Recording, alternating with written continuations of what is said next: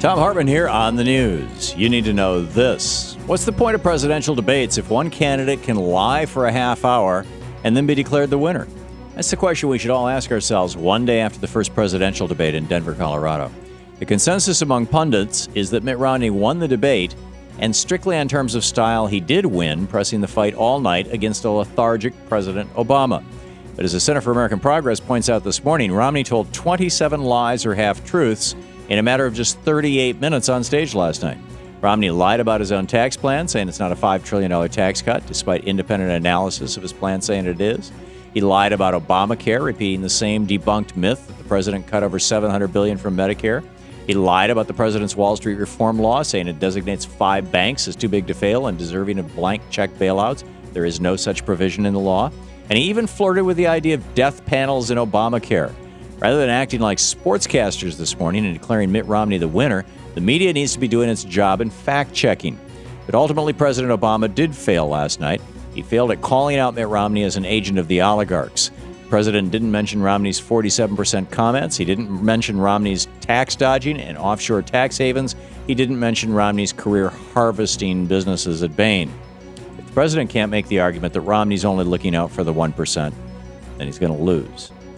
In screwed news, average hardworking residents of Montana are about to be silenced in state elections.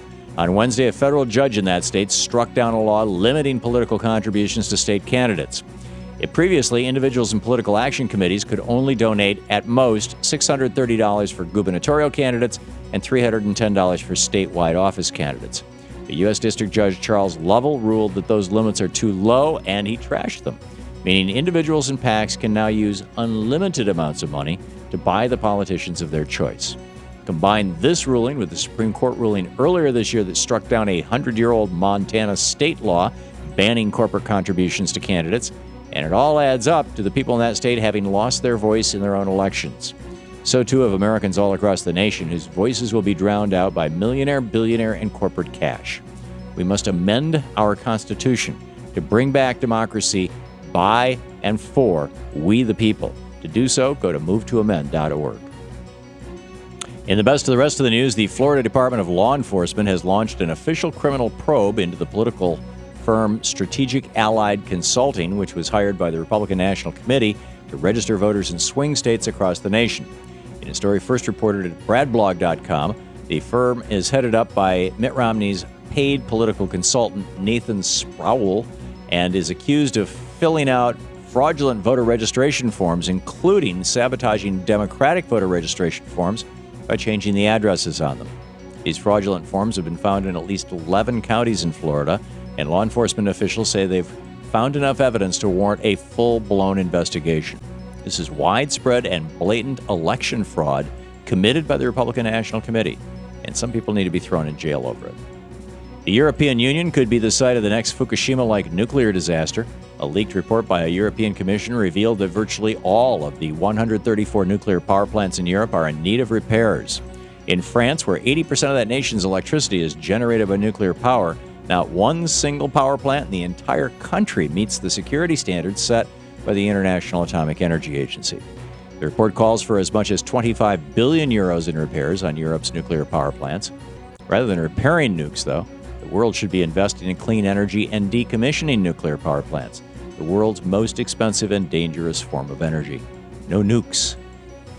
Last Friday, Louisiana death row inmate Damon Thibodeau was exonerated after DNA evidence proved he did not murder his step-cousin nearly 2 decades ago. Thibodeau spent 16 years in prison and was nearly executed for a crime he didn't commit.